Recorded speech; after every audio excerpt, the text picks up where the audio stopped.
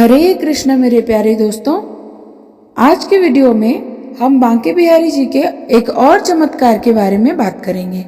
तो देर ना करते हुए चलते हैं हमारी कहानी की तरफ। उससे पहले अगर आप इस चैनल पे नए हैं तो प्लीज़ लाइक, शेयर और कमेंट कर दीजिए और हाँ, सब्सक्राइब करना बिल्कुल भी ना भूलिए। तो चलते हैं हमारी कहानी की तरफ। कहते हैं, ठाकुर जी से जो भी संबंध जोड़ लो, ठाकुर जी उसे जरूर निभाते हैं।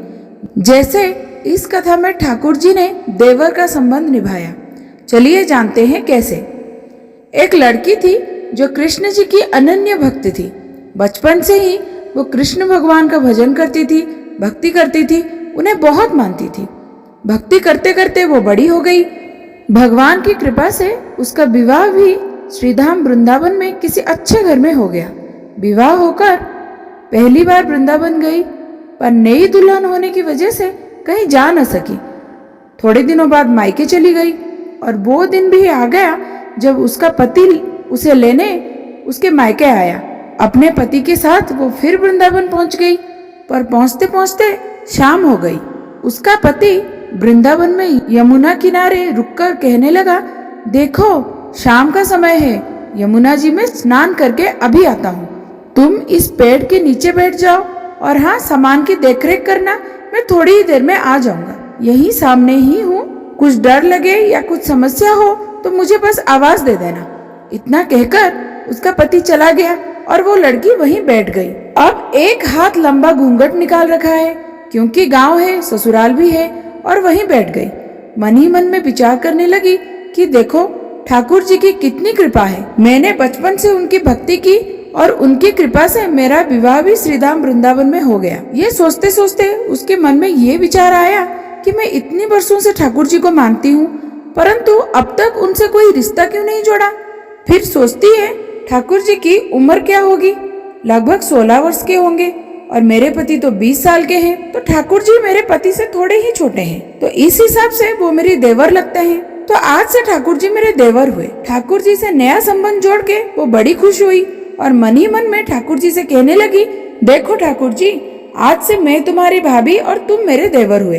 अब वो समय कब आएगा जब तुम मुझे भाभी भाभी कहकर पुकारोगे। इतना सोच ही रही थी कि 10-15 साल का बालक उसके सामने आया और उससे बोला, भाभी भाभी।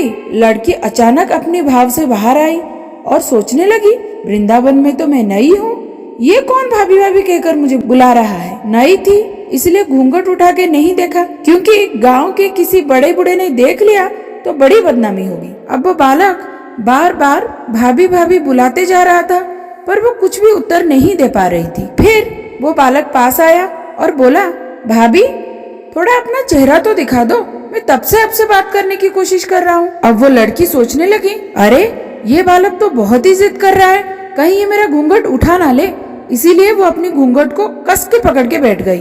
पर वो बालक उसके पास आया और जबरदस्ती घूंघट उठा के उसका चेहरा देख के भाग गया। थोड़ी ही देर में उसका पति भी वापस आ गया, तो उसने सारी बातें अपने पति से कही। उसके पति ने कहा, तुमने मुझे आवाज क्यों नहीं दी। लड़की ने बोला, वो तो इतने में ही भाग गया, मैं आवाज कैसे देती। फिर उसके पति ने बोला, चलो अब जो होना था वो हो गया, तुम चिंता मत करो, वृंदावन कोई बहुत बड़ी जगह तो है नहीं, कभी ना कभी किसी न किसी गली में वो लड़का तो मिल ही जाएगा। जब तुम उसे देखो बस मुझे बता देना, मैंने उसकी हड्डी पसली एक ना कर दी तो बोलना। फिर कभी वो किसी के साथ भी ऐसा करने से पहले 2 बार जरूर सोचेगा। तुम बस वो जहाँ भी तुम्हें दिखे मुझे बता देना। फिर दोनों अपने घर चले गए। कुछ दिनों के बाद उसकी सास ने अपने बेटे से कहा, बेटा देख तेरा शादी हो गया, बहू मायके से भी आ गई, पर इतने दिन हो गए तुम लोग अब तक बांके बिहारी जी के दर्शन करने नहीं गए। कल ही जाके तुम बहू को बांके बिहारी जी का दर्शन करा लाओ। तो अगले दिन वो दोनों पति पत्नी ठाकुर जी के दर्शन के लिए मंदिर जाते हैं। मंदिर में बहुत भीड़ थी। लड़का कहने लगा, देखो तुम स्त्रियों के साथ आगे जाके दर्शन करो, मैं भी पीछे आता हूँ। अब वो लड़की आगे गई पर घूंघट नहीं उठाई, क्योंकि उसे अब भी डर लगता था कि कोई बड़ा बूढ़ा देखेगा तो क्या कहेगा कि नई बहू बिना घूंघट की घूम रही है। बहुत देर हो गई, पीछे से उसका पति भी आ गया। अपनी पत्नी को इतनी लंबी घूंघट में देख के वो बोलने लगा, अरे बिहारी जी तो तुम्हारे सामने ही है, घूंघट नहीं उठाओगी तो दर्शन कैसे करोगी। तो उस लड़की ने दर्शन करने के लिए अपना घूंघट उठाया और वो जैसे ही बिहारी जी की ओर देखने लगी तो बांके बिहारी जी की जगह वही बालक उसको मुस्कुराता हुआ दिखा।